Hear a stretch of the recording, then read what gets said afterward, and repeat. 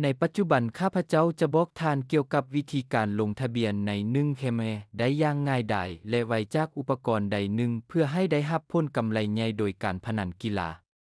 เปิดตัวท่องเว็บในโทรศัพท์หรือคอมพิวเตอร์ของท่านพิมพ์1เคมในแท็บค้นหาและไปที่เว็บไซต์อยู่ที่นั้นท่านจะเข้าไปในเมนูหลักเลือกปุ่มลงทะเบียนข้าพเจ้าแนะนำให้ท่านเลือกทางเลือกอีเมลเพราะว่านี้แม่นการลงทะเบียนอย่างเต็มที่กับการปกป้องข้อมูลของท่าน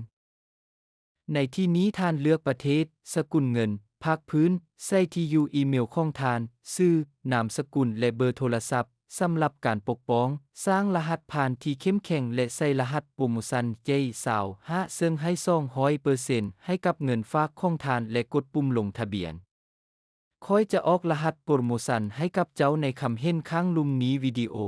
หลังจากนั้นตื้มเงินใส่บัญชีของท่านด้วยวิธีที่ง่ายและได้รับ200%ในเงินฝากครั้งทำอิฐของท่าน